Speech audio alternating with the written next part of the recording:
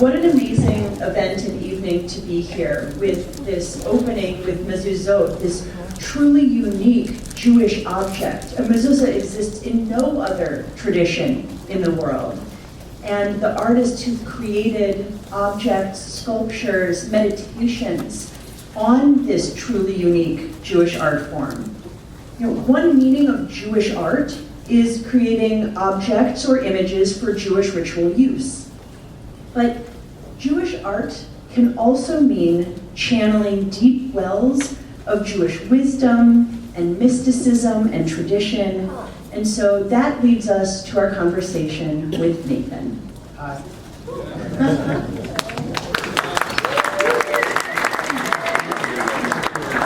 So, Nathan, you are a painter, you are a creator, you are someone who carries the traditions of Peru, of the United States, of art history, of Jewish wisdom, of spirituality, of tradition. So together, we're going to talk a little bit about your process, your influences, but most of all, we're going to talk about your work. So the works are just around the corner down here. So we're not going to pause on every work in the show, but we're going to talk about some of the themes as we look at a few of the works that are in the show. So when we were talking before this exhibition, you said, "I'm creating because I'm being of service to the world." Art is your calling. Yes. So let's start at the beginning. Can you talk about when and why you knew you were an artist? First, I want to thank HUC for having me here. It's a great honor to be exhibiting in this great institution. I want to thank everybody for coming and joining us in this conversation and in participating in looking at the art. I want to thank Susan and Nancy and Jean for putting this show together, and Rabbi for coming and engaging in this conversation. I'm very proud of my Jewish identity, and I felt very proud to be exhibiting here right now, given the current state of affairs in the world, especially the rise of anti-Semitism. And I want to bring forth light into the situation, and I pray for peace for everyone involved. So, having said that, I grew up in Peru. I was born in Lima, Peru. My grandparents were Eastern European Jewish immigrants from what was at the time Romania, and it's now Ukraine, around a town called Jotin. My father's parents ended up in Colombia, in a town called Bucaramanga, and my mother's parents ended up in Peru, in Lima. My father came to study in the United States. He was a physical engineer, and he was drafted to go to Vietnam, and he's like, I don't think so. So he ended up in Peru, where his cousin had opened a business, and he moved to Peru, met my mother. They got married, and I'm the second son of four. And I grew up in a small Jewish community in Lima, and very tight-knit together, and went to a Jewish school my whole life. My mother is an artist. She's a painter. She's a wonderful painter. Google her, Amalia Brujis. And I grew up in her studio. So at a very young age, I had this ability to copy things from the world. So I used to draw toys. Actually, the first things I drew were, and I have a sketchbook from when I was 3, was superheroes. I did all these like superhero scenes. It was very expressive. I hope I get to draw like when I was 3 again. But yeah, I knew that I had something. I used to put paper down on the table when I was 3, and I would like feel where the energy was in the page. I don't know where I came up with that, but that's what I did. So sometimes it was outside of the paper, sometimes it was on this side, sometimes it was on that side. So I was always drawn to kind of like energy and representation. And you tried a different path for a while when you came to the U.S. and studied at Brandeis. You came to study medicine, but Right. ended up drawing. Yeah, I thought I wanted to be a genetic engineer. So I went to Brandeis. It was one of the best med schools, pre-med schools in the country. And after some of my Brandeis friends are here. I remember. Yeah, after a year of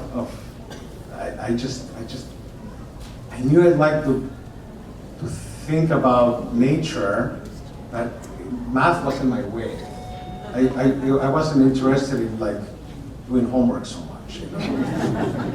I wanted to express. So yeah, I started taking a drawing class my second semester in college, and I knew right away that would be. But I was also interested in thought, so I ended up doing a double major in art and philosophy, which was very interesting. And I think that art and philosophy plays through all of your work, and especially in this show, which is about your subconscious, or the subconscious, and how it plays through spirituality as well. Correct. You talked about the energy, and you talked about the kind of the intuition of your work. But we can see so much art history. You're also a very learned artist. Yes. You're never replicating, you're never duplicating, but we can feel the energy of artists like Matisse and Kandinsky, of the Dadas, of Miro and Mata. I could keep going. Ensor, Gottlieb, Rothko, Dubuffet. Art, Paulo. Yeah. Yes. So how do you use these influences in the past as a catalyst for what you're creating for the future? I'm interested in space, and I'm interested in ideas about space. I'm also interested in feelings and in humanity. So when I look at the past and I study the art of the past, I see how through history different periods understood space in a very specific way that was culturally important for that time. So in the Renaissance, you have one perspective. You move to Cézanne, Cubism. There starts being a relative kind of space, and I'm interested in like the way space is today. But I'm also interested in like in Picasso, right? And like the artist, and how the artist experienced life, and how that is, and how that comes together. The concepts of space and the moment in time, they come together and become a certain specific expression. So I look at the past, but not to stay there, but to draw from it to take things to the next stage. I think it's very important to be regressive and progressive simultaneously, because I want to be linked to the tradition, but I don't want to be in the 1950s. I want to be in 2025. That linkage, the way you talked about Picasso really makes me think that every work by Picasso is a portrait of a moment in his life. Mm-hmm. And in a similar way, what you paint is a capturing of moments in your life, in your experience, and the world around you. And in a couple of slides, we're going to look at a very specific example of that. But I love the way that you think about your work as drawing on the past and informed by the lives of those artists, but channeled through your own life. Yes, I believe that the more personal I become, the more universal I become. So the closer I can be to my experience right now, the closer I am to all of you.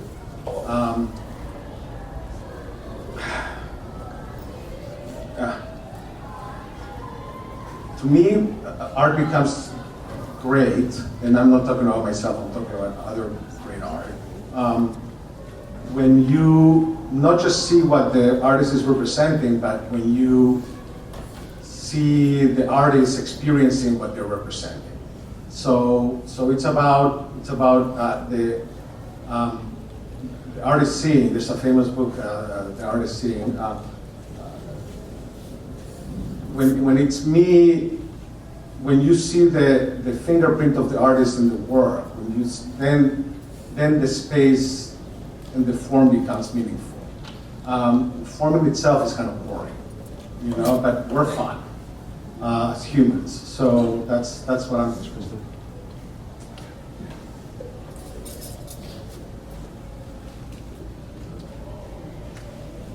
Your work is absolutely charged with energy. And this is the first painting that you will see as you come to the show if you go down the stairs from the lobby to get here. It flows with the energy of the world and the energy of your own body and the energy of your imagination and creative spirit. You were talking to me in our conversations earlier about spirituality and subconscious, about philosophy and science too, as being sources for some of this energy. How do those elements, the elements of spirituality and philosophy and science and the subconscious, how do you see those playing out in your work? It's about discovery, right? So I don't know what's gonna be the final image when I start. I just start working, and I aim to become like a channel of spirit, so that it's not me who's working, but it becomes an intuitive process of discovery.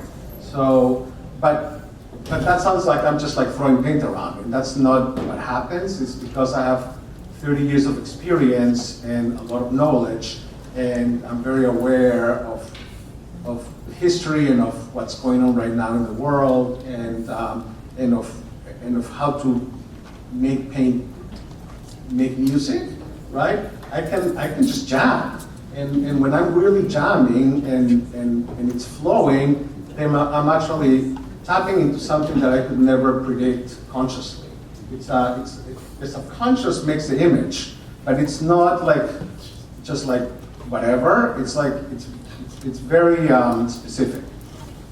And like music, your work is also very layered. I mean, music has a melody and then adds harmony, adds repetitions, adds variations.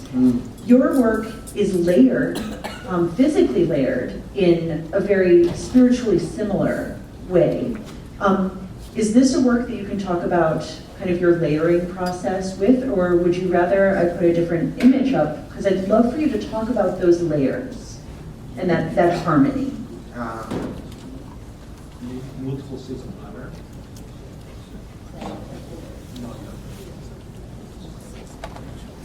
There it is. I think there's maybe 50 layers in this painting, many months to make. I take photos every day after I work, so I can actually do like an animation of the whole process.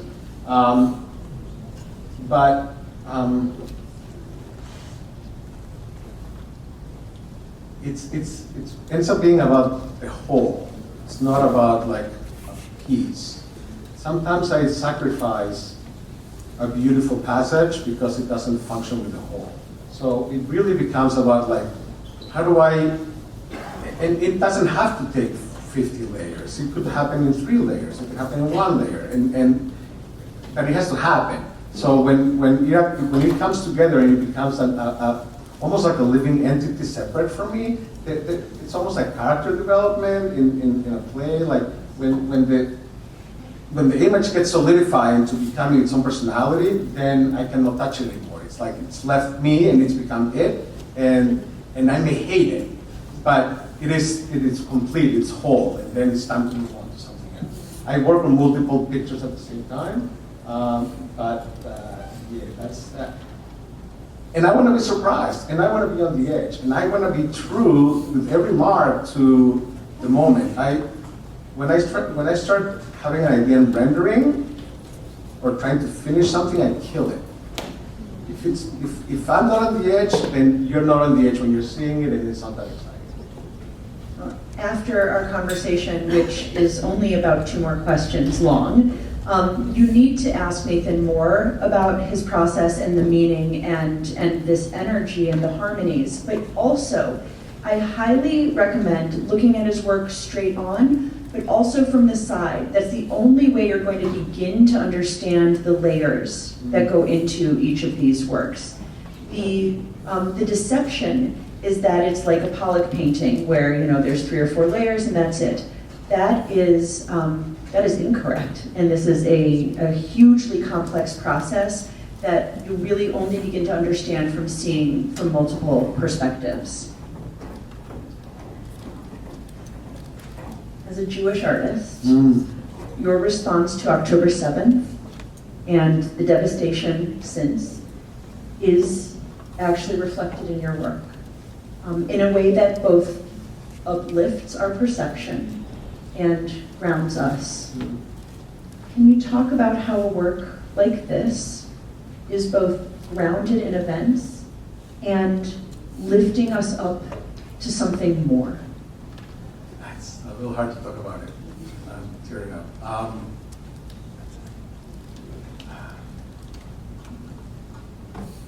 October 7th was really devastating. I have family there. Started a series of events that have been tragic for many different reasons, many different people. A lot of suffering has come from it,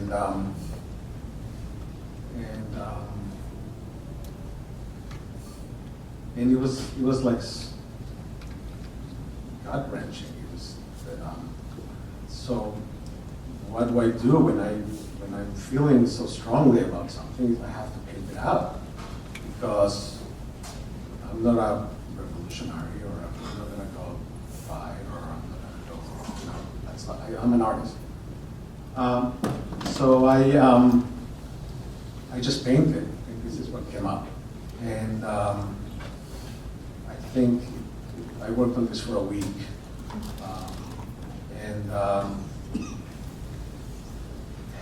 in a way it's beautiful, right? Because while war is going on, there's beautiful sunsets, and the birds are singing, but there's still death and massacres and blood and chaos and suffering, and I don't depict things. I express, and I express in my own language, I don't know if I didn't title it, if somebody would know what it is about. But I know what it's about. And I think once you know what it's about, I think you get it. And I think that you feel it anyways, whether you know what it's about or not. So, I hope I don't have to make many paintings like this. I don't think any of us would confuse this for illustration, but there's something so descriptive about it, of, I think, the emotional experience that so many of us had on that day and the days following. This really is a time capsule, a capturing of that moment in such a profound way.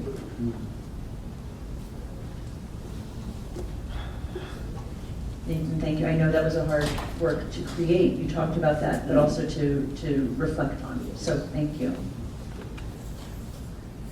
Something that I feel very strongly as an art historian and archaeologist by training, as now a rabbi by second training. I feel very strongly that your paintings are very much like prayers. That there's something contained in here that isn't quite discernible or describable through words. They require all of our senses to really inhabit. And I wonder how that idea of your paintings being like prayer, how that idea lands for you. I think it's beautiful. I create these things for my personal investigation, but my hope is that when I present them to the world, they uplift people, and that they change the way you perceive the world, right? Maybe you see something in a different way that you didn't see it before, and in that way, in the uplifting of perception, maybe it is like a prayer. Maybe it is an uplifting experience. I also like that,